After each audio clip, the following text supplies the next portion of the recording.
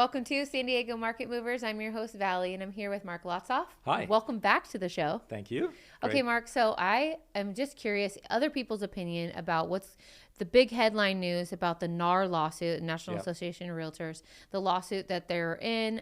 What is your thoughts and things of how it's going to affect our market? So listen, it's change. Mm-hmm. It's going to be very interesting with it. I think there's some factors that are going to benefit the seller. There are going to be factors that are going to prove to be an issue for sellers, and same thing for buyers.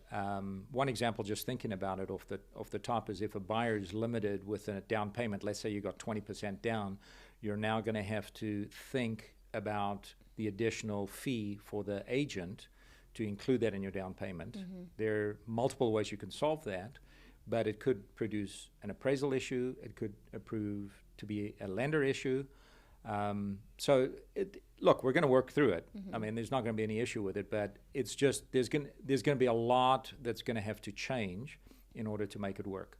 I think on the seller's side, some of the issues you might have is there's obviously a benefit with the seller paying the fee. Mm-hmm. One of the advantages, in my personal opinion, about it is all your expenses potentially come off your basis or add to your basis, which is the cost of the property, and therefore you pay less taxes. Mm-hmm. With that reduction, you might be susceptible to paying income on that or taxes on that extra income that you wouldn't have made.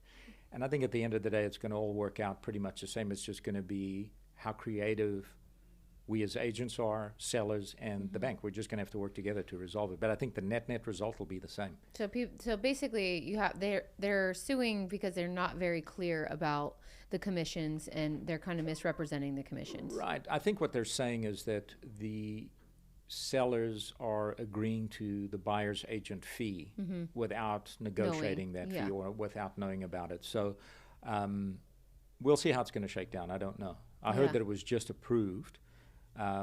But, it's so new that I don't think any of us have enough information on it to make. Right.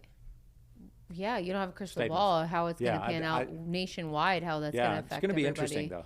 Yeah, and I think the strong agents, the good agents will survive through it, and even if it's not in an agent's benefit, they'll still find a way to represent themselves, to show their value, show their worth.